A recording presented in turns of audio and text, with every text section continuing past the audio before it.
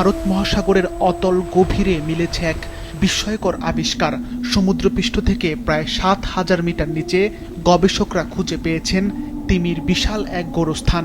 গবেষকদের ধারণা, এই গোরস্থানটি অন্তত ৫৩ লাখ বছরের পুরনো।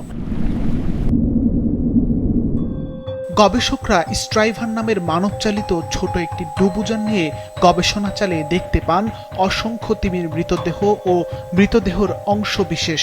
এই মৃতদেহগুলোকে কেন্দ্র করে গভীর সমুদ্রে গড়ে উঠেছে আলাদা বাস্তুসংস্থান। চীন, ইতালি ও নিউজিল্যান্ডের গবেষকদের এই গবেষণায় প্রায় ১,২০০ কিলোমিটার এলাকা জুড়ে অনুসন্ধান চালানো হয়।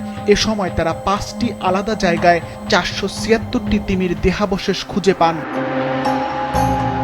গবেষণায় বর্তমানে জীবিত তিমির পাশাপাশি বিলুপ্ত হয়ে যাওয়া কয়েকটি প্রজাতির তিমির সন্ধানও পাওয়া যায়। গবেষকদের মতে এই এলাকায় এত বেশি তিমি মারা যাওয়ার কারণ হতে পারে এটি তিমিদের খাবার খোঁজার একটি প্রিয় অঞ্চল। পাশাপাশি সেখানে থাকা ভি আকৃতির গভীর খাদ মৃতদেহগুলোকে সমুদ্রের তলায় জমা হতে সাহায্য করেছে। বিজ্ঞানীদের মতে এই আবিষ্কার গভীর সমুদ্রের প্রাণবৈচিত্র্য, তিমির বিবর্তন এবং সমুদ্রের তলদেশের দীর্ঘমেয়াদী পরিবেশগত পরিবর্তন সম্পর্কে নতুন তথ্য উন্মোচন করবে। সিফাত রহমান, মাছরাঙা নিউজ শো।